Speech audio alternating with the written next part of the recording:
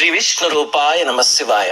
వారాహిదేవిని ఆరాధించడానికి అతి ముఖ్యమైనవి 3 ప్రక్రియలున్నాయి. ఆ మూడిట్లో 3 విభిన్నమైన శక్తులున్నాయి. ఆ 3 కలిపి చేయగలిగితే పూజ చాలా అద్భుతమైన శక్తి.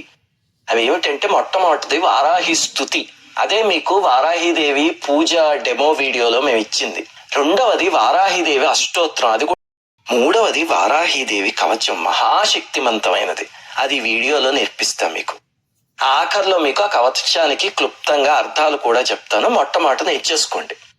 సరే, ఇప్పుడు చదివి వినిపిస్తాను, చూడండి. అస్య శ్రీ వారాహి కవచ మంత్రస్య త్రిలోచన ఋషి అనుష్టుప్ ఛందః శ్రీ ఆదివారాహి దేవత క్లౌం బీజం స్వాహా శక్తి ఐం కీలకం మమ సర్వశత్రునాశనార్థే జపే వినియోగః. ధ్యాత్వేంద్రనీలవర్ణాభాం చంద్రసూర్యాగ్నిలోచనాం విధి విష్ణు సురేంద్రాది మాతృభైరవ సేవితాం హారనూపురకేయూర వలయేరుపశోభితాం జ్వలన్మణిగణ ప్రోక్తా ముకుటోజ్వల శోభితాం శస్త్రాణ్యస్త్రాణి సర్వాణి స్వకార్యకరణాని చ కరైః సమస్తైర్వివిధైర్బిభ్రతీం ముసలం హలం. వారాహీదేవి కవచం భుక్తి ముక్తి ఫలప్రదం పఠేత్ త్రిసంధ్యం రక్షార్థం ఘోర శత్రు నికృంతయే. వార్తాళి మే శిరః పాతు వారాహి ఫలముత్తమం నేత్రే వరాహవదనా పాతు కర్ణౌ తథాంధిని రుంధిని నాసికా పాతు ముఖం పాతు సుజంభిని పాతు మే మోహిని జిహ్వాం స్తంభిని కంఠమాదరాత్ స్కంధౌ తు పంచమీ పాతు భుజౌ మహిషవాహిని సింహారూఢా కరౌ పాతు కుక్షౌ కృష్ణముఖీ సదా హలాయుధం చ వక్షశ్చ మధ్యమే ముసలీ మమ నాభింతు శంఖినీ పాతు పృష్ఠదేశే తు చక్రిణీ ఖడ్గినీ పాతు కట్యాంతు మేఢ్రయోః పాతు ఖేటకీ గుదం చక్రోడినీ పాతు జఘనం స్తంభినీ తథా చండోశ్చండా చ ఊరు మే జానుని శత్రుమర్దిని జంఘాద్వయోర్భద్రకాళీ చాముండా గుల్ఫయోద్వయోః పాదౌ తదంగుళీశ్చేవా పాతు చోన్మత్త భైరవీ సర్వాంగం సతతం పాతు కాలసందీప్నీ మమ. వారాహి కవచం దివ్యం సర్వసిద్ధిప్రదాయకం సర్వశత్రుక్షయకరం సర్వకార్యకరం శుభం. ఇది వారాహి కవచం. సరే, ఇప్పుడు ఈ కవచం నేర్చుకున్నారు కదా. ఇంతకీ ఎలా చదవాలి అంటే, నేను చెప్పినట్టే రోజు మీరు పూజ చేసుకునేటప్పుడు కానీ, లేకపోతే అమ్మవారికి విశేషంగా పంచమి రోజు కానీ ఎప్పుడైనా పూజ చేసేటప్పుడు కవచం, అష్టోత్తరం, స్తుతి 3 కలిపి చదివితే అద్భుతమైన ప్రయోజనం. ఈ 3 ఒక ట్రయాంగిల్ లాంటివి, మధ్యలో మిమ్మల్ని నుంచి అద్భుతంగా రక్షిస్తాయి. లేదు, వీటిలో ఏదో ఒకటి కుదిరితే చదవండి. ఒక రోజు ఇది, ఒక రోజు అది, అలాగైనా చదవచ్చు. ఇవన్నీ ఆడియోలు ఉన్నాయి కాబట్టి పెట్టేసుకుంటే మీకు వచ్చేస్తాయి. ఇప్పుడు దీని అర్థం ఏమిటండి, క్లుప్తంగా చెప్తా మీకు. మొట్టమొదట చదివితే కవచం మనకి ఏమొస్తుంది అనేది పైన 4వ శ్లోకంలో ఒక చోట చెప్పారు, చూడండి. భుక్తి ముక్తి ఫలప్రదం, భుక్తిని ఇస్తుంది, ముక్తిని కూడా ఇవ్వగలదు. పఠే త్రిసంధ్యం రక్షార్థం ఘోర శత్రు నికృంతయే.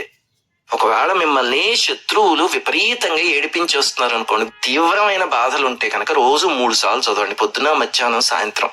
చదివితే అయ్యో బాబోయ్ శత్రువుల్ని తీసి పాడేస్తుంది అంతే. అసలు ఈ కవచం మామూలు కాదు. ఎంత కొమ్ములు తిరిగిపోయిన వాళ్ళైనా కొమ్ములు ఉంచేస్తుంది, వాడు మాట వినకపోతే తీసేస్తుంది అంతే. అంత అద్భుతమైన కవచం. అలాగే ఆఖరిలో కూడా చెప్పారు చూడండి, సర్వశత్రు క్షయకరం సర్వకార్యకరం శుభం. ఎటువంటి కార్యంలో అయినా సరే శుభాల్ని కలుగజేసేది ఇది. అందుకే మన ఛానల్లో వారాహి పూజ చేస్తే కనుక వేలాది మందికి అద్భుతమైన అనుభవాలు కలిగి. మొట్టమొదట కవచం యొక్క మంత్రం ఏమిటి, ఋషి ఎవరు, ఛందస్సు ఏమిటి, బీజశక్తి ఏమిటి, అలాంటివన్నీ మొట్టమొదట చెప్పారు. అలాగే సర్వశత్రు నాశనార్థే జపే వినియోగ. బయట శత్రువులే కాకుండా మన లోపల శత్రువులు ఉంటారు కదా, పక్కవాడు పైకి వస్తుంది చూసి ఏడిచే అసూయ అనే శత్రువు ఉండొచ్చు, వాడిని ఎప్పుడు కింద పడేద్దామని. అలాంటి శత్రువులను కూడా అమ్మవారు దూరం చేసి మనని పవిత్వం నుంచి మానవత్వానికి మారుస్తారు. అది ఈ కవచం యొక్క ప్రయోజనం. ఆ తర్వాత అమ్మవారి ధ్యాన శ్లోకాలు చెప్పారు. అంటే అమ్మవారు నీలం రంగులో ఉంటారట, చంద్ర సూర్యాగ్ని లోచనట. అంటే అమ్మవారి కళ్ళు సూర్యుడు చంద్రుడు, అందుకని భావిస్తున్నప్పుడు అలా భావించండి. అలా భావిస్తే కనుక చూడండి, ప్రతిరోజు ఆకాశంలో సూర్యుడిని చంద్రుడిని చూడగానే ఓహో అమ్మవారు వచ్చారు అనిపిస్తుంది. అలాగే తప్పు చేయాలనుకోండి, పొద్దున్న సూర్యుడు సాయంత్రం చంద్రుడు ఉంటాడు కాబట్టి అమ్మవారు పైనుంచి చూస్తున్నారు, చెయ్యకూడదు అనిపిస్తుంది. అది ఇస్తుంది ఈ కవచం. తర్వాత విధి విష్ణు సురేంద్రాది అంటే బ్రహ్మ విష్ణు దేవతలు వీళ్ళందరూ అమ్మవారిని సేవిస్తూ ఉంటారు. అమ్మవారి ఒంటి నిండా నగలతో అమ్మవారు శోభిస్తూ ఉంటారు. అలాగే చేతుల్లో అస్త్ర శస్త్రాలన్నీ ఉంటాయి అని ఉంది. మీకు ఇదిగో ఇక్కడ చూపిస్తున్న వారాహిదేవి ఫోటో ఉంది చూడండి.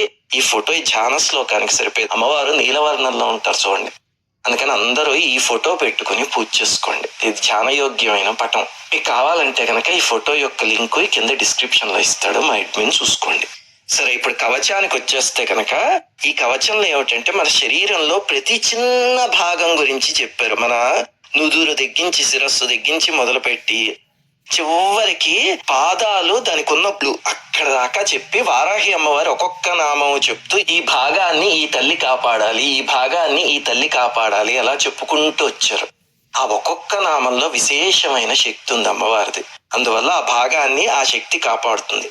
ఎవరైనా మన మీద దుష్ట ప్రయోగాలు కానీ ఎన్న చేయదలుచుకున్నా, లేకపోతే మనకి ఆరోగ్య సంబంధమైన సమస్యలు ఏవొచ్చినా ఇది చదివితే కనుక అవయవాలన్నీ అమ్మవారి శక్తి వల్ల బాగుపడతాయి. అది ఫలితం. ఇది మీకు చదువుకుంటే అర్థమైపోతుంది. నేత్రే వరాహవదన, కర్ణం అంటే నా కన్నులని వరాహవదన అయిన అమ్మవారు కాపాడాలి, నా చెవులని అమ్మవారు కాపాడాలి. ఇలా ఒక్కొక్క భాగం గురించి చెప్పారు. ఇది మా అడ్మిన్ టీమ్ కి నేర్పిస్తూ ఉంటే వాళ్ళు ఒక ప్రశ్న అడిగారు. ఇందులో గుదంచ క్రోడిని పాతు అని ఉందంటే నా మలద్వారాన్ని అమ్మవారు కాపాడాలి అని. అదేమిటండి, పవిత్రమైన అమ్మవారి నామాలు ఇలాంటి వాటికి కూడా చెప్పేశారు అని. ఒకటి గుర్తుపెట్టుకోండి, మన శరీరంలో ప్రతి భాగము కూడా మనకి ముఖ్యమైనదే. కన్ను ఉందనుకోండి, చక్కగా భగవత్ స్వరూపాన్ని చూడొచ్చు. నోరు చక్కగా స్తోత్రం చేయొచ్చు. మలద్వారం మల విసర్జన చేయొచ్చు. కానీ శరీరంలో అన్ని ముఖ్యమైన భాగాలే. ఏ భాగం పనిచేయడం మానేసినా సరే ఆ బాధ వర్ణనాతీతం. ఎందుకు మొన్న ఒకళ్ళు రాస్తున్నారు ఛానల్లో ఒక అనుభవం ఏమిటంటే, పాపం విపరీతమైన పైల్స్ కంప్లైంట్ వాళ్ళకి అయ్యి అసలు మల విసర్జన చేయాలి అంటే నరకం అంటే ఏంటో పాపం చూసేవారట. రక్తం పడిపోయి ఆ నొప్పి భరించలేక అయితే ఆయన రోజు పెయిన్ కిల్లర్స్ టాబ్లెట్స్ వేసుకుని అది పనిచేయడం మొదలు పెట్టాక అప్పుడు మల విసర్జనకి వెళ్ళేవాట నొప్పి తెలియకుండా. అలాంటి ఆయన నేను వారాహి ఆరాధన మొదలు పెట్టానండి. 3వ రోజుకి ఆ నొప్పి బాగా తగ్గిపోయి నాకు అసలు ఏ రకమైన ఇబ్బంది కలిగించట్లేదు అన్నారు. చూడండి, ఇది కూడా సమస్యనా? అలాంటి సమస్య నుంచి కూడా కాపాడుతుంది. ఎందుకంటే మనకి ఎక్కడ నొప్పి వచ్చినా సరే వెళ్ళి చిన్న పిల్లాడికి నొప్పి వచ్చింది అనుకోండి, అమ్మ ఇదిగో ఇక్కడ కురిపేసిందమ్మా అని పిర మీద కురిపేస్తూ చూపిస్తాడు వాళ్ళ అమ్మకి. అంతేగాని మా అమ్మకి ఇలా చూపించకూడదు అని తెలియదు. అలాగే మనం అందరం అమ్మవారి ముందు చిన్నపిల్లలమే. అలాంటివి ఏవి మొహమాట పడకండి. ఈ కవచం చేస్తే మన శరీరాన్ని అలా కాపాడుతుంది అమ్మవారు. ఒకవేళ మీకు ఇది చదవడం రాకపోతే కనుక ఈ ఆడియో పెట్టుకుని పక్కన పేపర్ పెట్టుకుని అలా ఫాలో అవ్వండి, కొన్నాళ్ళకు వచ్చేస్తుంది. అలా అమ్మవారి అనుగ్రహం కలిగి సత్ఫలితాలు కలగాలని కోరుకుంటూ శ్రీమాత్రే నమః.